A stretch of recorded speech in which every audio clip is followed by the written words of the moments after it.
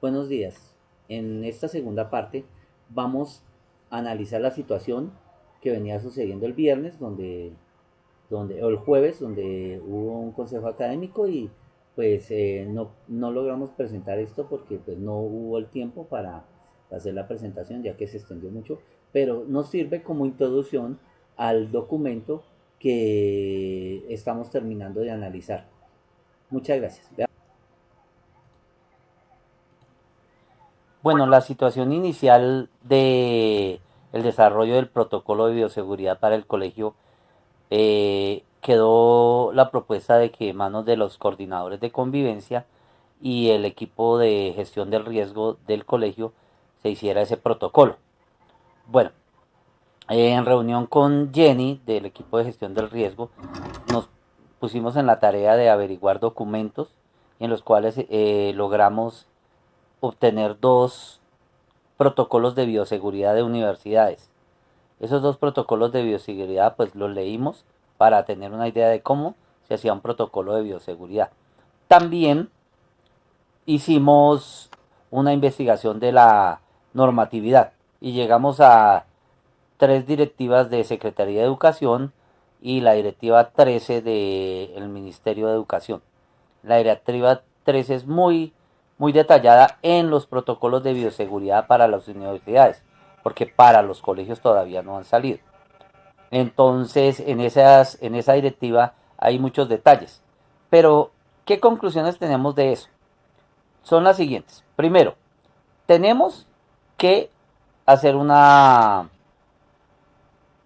digamos, una investigación inicial para obtener datos y uno de estos datos se basa en una encuesta de riesgo individual que ya está hecha ahí en Coronat y también muchas ARL la han realizado. Son muy similares. Ahí les puedo enviar a ustedes una muestra de la encuesta para que ustedes la puedan observar, un mínimo paneo de esa encuesta. Bueno, hay muchas personas que se oponen a que los estudiantes vuelvan en agosto, pero también hay que ver que esto no es una propuesta a la ligera de los ministerios de Educación y Salud, porque pues ellos se basan en algunos datos que tendrán para poder lanzar esa opinión. Sin embargo, en el colegio tiene condiciones muy especiales como la que muchos de nuestros profesores son mayores de 60 años y otros tienen hijos pequeños que son una de las restricciones que mandan ahí en la directiva número 13. Entonces, esto va a tener ciertas complicaciones. Sin embargo, nosotros tampoco podemos decir que no nos vamos a preparar. Entonces, ¿qué hemos hecho? Hemos leído los documentos y de la lectura de estos documentos hemos sacado algunas conclusiones. Esas conclusiones es que la estructura del documento de bioseguridad del colegio va a ser similar, porque sea en agosto, sea en septiembre, sea en octubre, o sea en enero o en febrero, no sé en qué época será, pero de todas maneras el protocolo de bioseguridad va a ser un hecho. Entonces nos tenemos que preparar para construir ese protocolo. Inicialmente proponemos hacer la investigación que es más información detallada sobre la planta física del colegio, más información detallada sobre la comunidad educativa y inicialmente construir una maqueta, ¿no? No una maqueta del colegio, sino una maqueta del documento para que cuando nos toque hacerlo ya tengamos una estructura que nos facilite llegar a ese trabajo. Muchas gracias.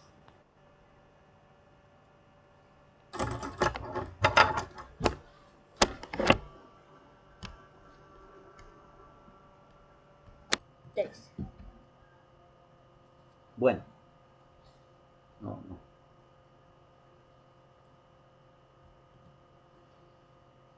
Analizando el documento tiene dos partes importantes. Una es las orientaciones en salud y la otra es orientaciones académicas. Y las orientaciones en salud tienen dos fases, así como las académicas. Las orientaciones académicas será un trabajo más detallado de la coordinación académica. Nosotros vamos a tratar de detallar la parte de orientaciones en salud. Entonces vamos a mirar las orientaciones en salud. Bueno, ¿cuáles son las orientaciones en salud? Primero, habla sobre una fase de planeación y alistamiento. Esta fase de planeación y alistamiento tiene, digamos, unas subfases. La primera subfase es gestión territorial, que es cuando el gobernador, la alcaldesa en este caso, pide a la Secretaría de Educación que organice la situación para Bogotá en este caso. Y en esa gestión territorial vienen unas recomendaciones de higiene, ¿cierto? Bueno, después vienen unas orientaciones periódicas de seguimiento, la caracterización, y en esa caracterización nosotros todavía estamos crudos, ¿cierto? Entonces en el trabajo que vamos a hacer hoy va a haber un trabajo de caracterización con dos documentos. Uno es la encuesta de riesgo individual y otro es la encuesta sobre la situación del INEN respecto a la COVID-19. Que enviaremos esos documentos, los enlaces, en el siguiente video. Hay que mirar la caracterización nacional para ver qué situaciones de lo nacional se adaptan a lo realmente individual de Bogotá y el colegio INEN. Y también debe venir un manejo sobre situaciones agudas, sobre complicaciones, situaciones que se puedan presentar. También cómo se puede hacer la adecuación de la institución educativa, cómo se puede hacer la adecuación de la institución educativa para enfrentar esto. Y por último, en la fase de planeación de alistamiento, se tiene que decidir cómo van a volver los docentes al colegio. Y hay otra fase que es la fase de implementación. En la fase de implementación va a haber una coordinación permanente, va a haber también la acogida. En la implementación debe haber la acogida, que lo que se llama la acogida es el momento en que los niños, niñas y adolescentes llegan al colegio. Y debe haber también una socialización permanente de lo que está pasando en la institución. Debe estarse informando qué está pasando, qué está sucediendo, cómo se están llevando a cabo los protocolos, qué situación no se ha llevado bien, qué protocolos no se están cumpliendo. Sí, esto debe ser constante, la socialización. Y un monitoreo. Pues el monitoreo, aquí no precisamente están en orden. Primero hay un monitoreo para después hacer una socialización, ¿cierto? Primero debe haber ese monitoreo para saber cómo está la situación y ahí sí. Al final el documento nos muestra cuatro,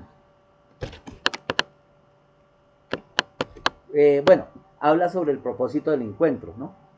El propósito del encuentro, por qué realmente necesitamos ese encuentro.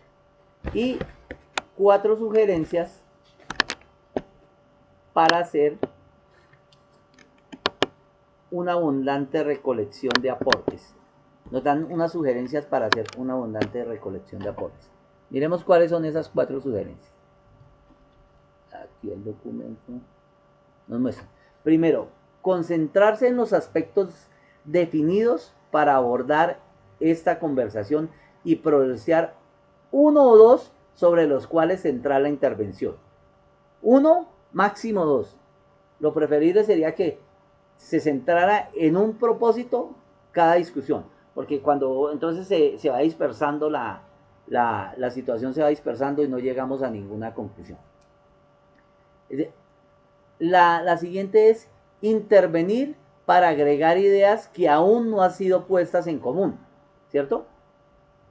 No intervenir para decir lo mismo, sino estar atentos a lo que está diciendo el compañero para que no volvamos a lo mismo, ¿sí? O complementar ideas con elementos nuevos. Una idea que ya se dijo, complementarla con un elemento nuevo. Y hacer uso racional del tiempo para favorecer la participación de todos, ¿cierto? Ser respetuoso del tiempo, tratar de ser concretos en lo que se va a decir, porque va a ser una discusión muy amplia donde todo el mundo va a tener su opinión. Entonces, por favor, sea concreto para que podamos desarrollar un elemento realmente importante para nuestra institución.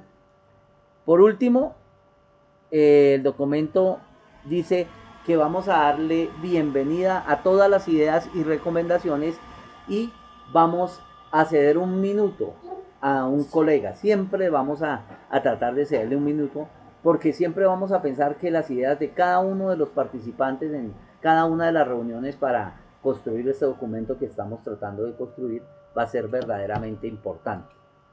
Muchas gracias. En el siguiente video vamos a hablar de los documentos que vamos a trabajar, las características, cómo los vamos a trabajar, el tiempo, los momentos en los que vamos a hacer estos documentos y las características que tienen cada uno de ellos. Muchísimas gracias. Ya enseguida en el siguiente hablaremos de cada uno de los detalles de estos documentos y cada uno de los tiempos. Gracias.